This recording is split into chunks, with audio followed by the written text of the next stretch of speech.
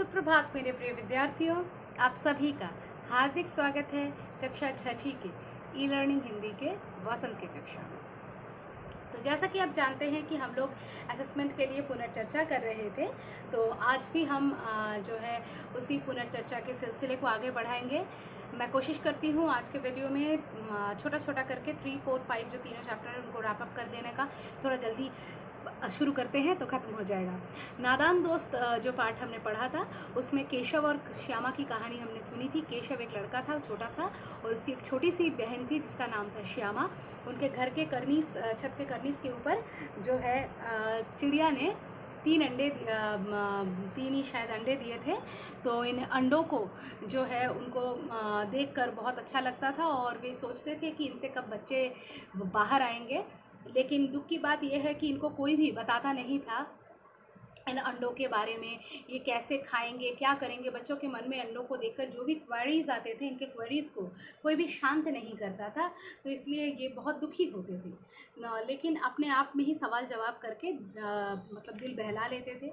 फिर ऐसा करते करते उनको लगा कि इन चिड़ियों को ये जो अंडे हैं इनको शेड की ज़रूरत होगी, नहीं तो इनको गर्मी लग जाएगी, फिर बारिश से कैसे बचेंगे। इसलिए वो उन्होंने घर से ही सब चीज़ें लेकर जुगाड़ करके छत बनाना चाहा, फिर पानी रखना चाहा, दाने रखने चाहे, जिससे कि चिड़िया को अपने बच्चों को छोड़कर कहीं भी जाने की ज़रूरत ना पड़े और घर से ही सब कुछ प्राप्त हो जाए।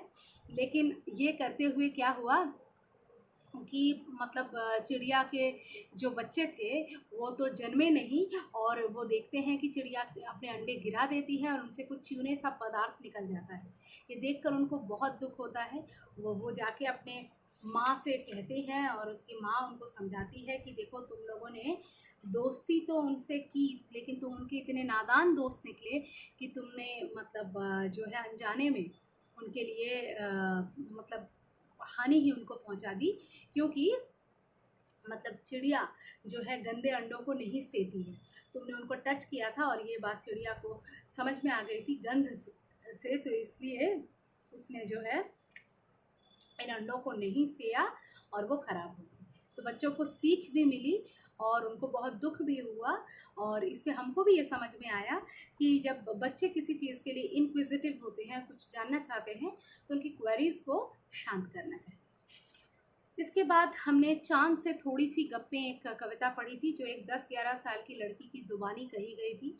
ये कहती है कि चांद का जो शेप होता है, बेसिकली इसको चांद के शेप को लेकर, चांद को लेकर इसके मन में एक दुविधा क्रिएट होता है कि चांद आखिर है क्या। ये मतलब इतने सारे फॉर्म्स में नज़र आता है, कभी गायब हो जाता है, तो कभी मतलब जस्ट एक सी की तरह दिखता है, तो कभी फुल हो जाता है। तो ये क्या, इसको क्या कोई बीमारी है? तो मतलब ये क्या, ये अपनी पोशाक को फैला रहा है चारों दिशाओं में, उसको कुछ समझ में नहीं आता है। वो कहते हैं कि तुम क्या समझते हो कि हम बच्चे बुद्धू हैं, तुमको कोई बीमारी है, इसीलिए जब घटते हो तो घटते चले जाते हो और जब बढ़ते हो तो बिल्कुल ही बढ़ के गोल हो जाते हो, और कभी तो बिल्कुल गायब ही हो जाते हो। लगता है तुम्हारे इस मरज़ की कोई दवा नहीं। और ये कविता जो है शमशेर बहादुर सिंह जी द्वारा लिखित है। नादान दोस्त किसने लिखा था? प्रेमचंद जी। ठीक है। तो उसके बाद है अक्षरों का महत्व। ये बहुत ही एक इंटरेस्टिंग चैप्टर था कि अक्षर हमारे जीवन में किस प्रकार से मायने रखते हैं, हम अक्षरों को क्यों पढ़ते हैं, और अक्षर नहीं जब थे तब हमारा लाइफ कैसा था, और किस प्रकार से गुफाओं, शिलालेखों से अक्षरों की खोज हुई। और अक्षरों की खोज किसी मतलब अलौकिक शक्ति के चलते नहीं हुई है, अक्षरों की खोज मानव ने ही की है। ठीक है, ह्यूमन बीइंग्स ने ही अक्षरों की खोज की है।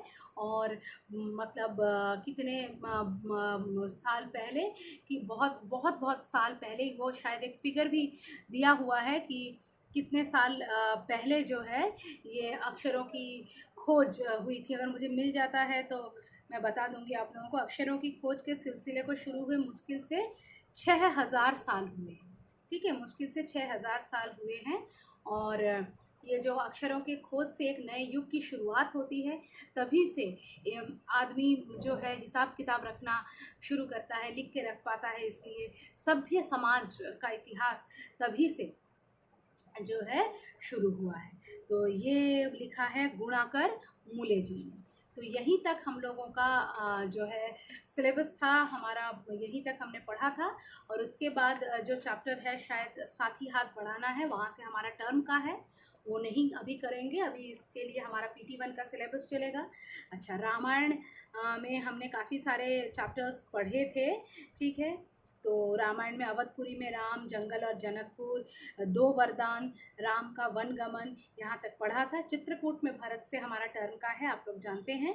तो इसमें हमने जो है ये जाना था कि दशरथ जी जो है राम के पिता थे, उनकी 3 स्त्रियां थी। कौन कौन सी? कौशल्या, सुमित्रा और कैकेयी। और उसमें से जो है मतलब उनको संतान नहीं थी, इसलिए वो बहुत अपसेट थे। और संतान की चाह में उन्होंने जो है पुत्रेष्टि यज्ञ करवाया। और जो है पुत्रेष्टि यज्ञ के बाद जो है उनको संतान भी हुई, ठीक है। और जो है वो महाराज दशरथ जो थे वो मुनि वशिष्ठ के कहने पर उन्होंने पुत्रेष्टि यज्ञ किया। और महाराज दशरथ कौन थे? आप लोग, अच्छा, ये कथा कहाँ की है? अवधपुरी की है, अवध की है, ठीक है। और अवध जो है कौन सी नदी के किनारे अवस्थित है? सरयू नदी के किनारे अवस्थित थी, ठीक है, जिसको अयोध्या कहते हैं। और ये बहुत ही दर्शनीय, बहुत सुंदर था, ठीक है। अच्छा, और उसके बाद जो है महाराज अज के पुत्र थे राजा दशरथ। राजा दशरथ कौन थे? महाराज अज के पुत्र थे। तो उसके बाद फिर इस प्रकार से पुत्रेष्टि यज्ञ के बाद जो है तीनों रानियां पुत्रवती हुई। और महारानी कौशल्या से राम का जन्म हुआ चैत्र माह की नवमी के दिन। रानी सुमित्रा के 2 पुत्र हुए, एक तो हुए लक्ष्मण और दूसरे हुए शत्रुघ्न। और रानी कैकेयी ने जिस पुत्र को जन्म दिया उसका नाम था भरत, ठीक है। तीनों पुत्र, चारों पुत्र बहुत मतलब पारंगत थे हर एक चीज़ में, बहुत अच्छे संस्कारों से पल रहे थे। उसके बाद महर्षि विश्वामित्र एक बार राम और लक्ष्मण को अपने साथ जो है जंगल ले जाते हैं। और जंगल में ले जाके वो लोग जो है ताड़का वगैरह का वध करते हैं और उनको बला, अति बला नामक विद्या भी सिखाते हैं। और इस प्रकार से वो विद्याओं को सीख कर जो है मतलब वहाँ से आते हैं। विश्वामित्र बहुत प्रसन्न होते हैं। और आते वक्त क्या होता है कि वो उनको ले जाते हैं कहाँ पर, कि वो उनको ले जाते हैं जो है सीता के स्वयंवर में। और वहाँ स्वयंवर सभा में शिव धनुष को उठा देने के कारण राम से सीता का विवाह हो जाता है। उसके बाद सभी राजकुमारों का एक एक करके विवाह संपन्न होता है। और यहाँ से अयोध्या से सब लोग जाते हैं जनकपुर में, और वहाँ से बहुओं को लेकर के घर आते हैं। अब चर्चा होती है राम के राज्याभिषेक की। भरत ननिहाल गए हुए हैं। और इस वक्त क्या है कि द्रौपदी जो, सॉरी नॉट द्रौपदी, कैकेयी जो है अपने 2 वरदान जो है मांग लेती है राजा से, कि एक तो 14 साल का राम को वनवास दिया जाए और भरत को का राज्याभिषेक किया जाए। ये सुन के दशरथ की मृत्यु हो जाती है। और जो है राम को सीता और लक्ष्मण सहित वनवास के लिए जाना होता है। डिटेल्स में कहानी आप लोगों को पता है, हम लोग सब कुछ पढ़ चुके हैं, हम लोग इसके क्वेश्चन आंसर्स भी कर चुके हैं। जस्ट मैंने थोड़ा बहुत आप लोगों को याद दिला दिया है।